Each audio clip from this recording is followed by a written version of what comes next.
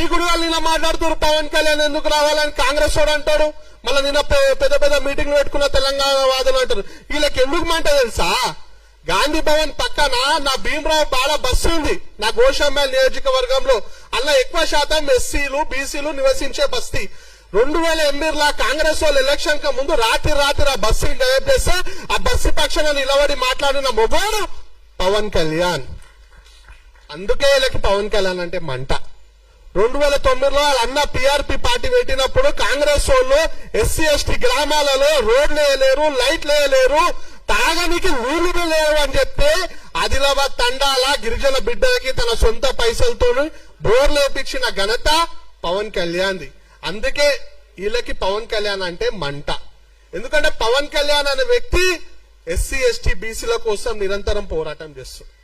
ఏనాడు కూడా ఆయన తెలంగాణ వాదానికి వ్యతిరేకంగా మాట్లాడలేదు. తెలంగాణ వచ్చింది అన్నం తిన్నారంటే ఆయన చెప్పిన విధానం ఇన్నారా భయ్ మీరు?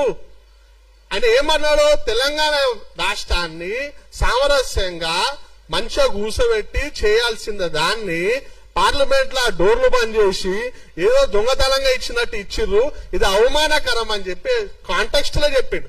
దాన్ని తప్పు పడతారు. వీళ్ళకి ఎట్లా అంటే హిందూ నాయకుల ఎవరైతే పక్క రాష్ట్రంలో ఉన్నారో వాళ్ళైతే మంట. మళ్ళీ ఎంఐఎం ఎందుకు జోక్తారా మీరు?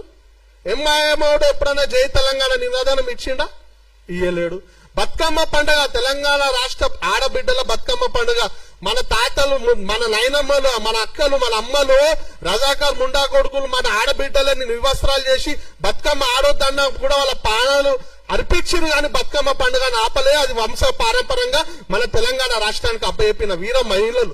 అలాంటి బతుకమ్మ పండుగను చార్మినార్ కాడ మా ఆడపడుచులు ఆడితే ఈ అసదుద్దీన్ ఓవైసీ గాడు బతుకమ్మ అని ఏం ఆడతారని హేళనేషన్ అప్పుడు వండుకోరు ఈ కాంగ్రెస్ వాళ్ళు తెలంగాణ వాదులు. అరే నిన్నయాక మొన్న పొన్నం ప్రభాకర్ పైల్వాన్గిరి మోడల్ మాట్లాడతారు. హైదరాబాద్ లో మినిస్టర్ ఇన్ఛార్జ్ మంత్రి.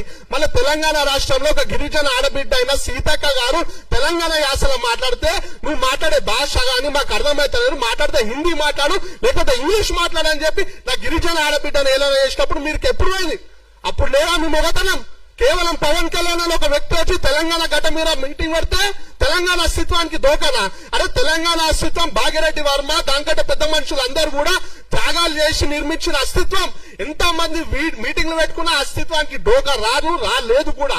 అలాంటి అస్తిత్వాన్ని కేవలం ఒక వ్యక్తి వచ్చి మీటింగ్ పెడితే పోతారని చెప్పి తెలంగాణ అస్తిత్వాన్ని వీక్ చేయాలని చూస్తున్నారు బిడ్డ. ఖబర్దార్, తెలంగాణ వాదులం, అసలైన తెలంగాణ వాదులం, దళిత బిడ్డలం, ఎట్టి పరిస్థితుల్లో ఊరుకోం.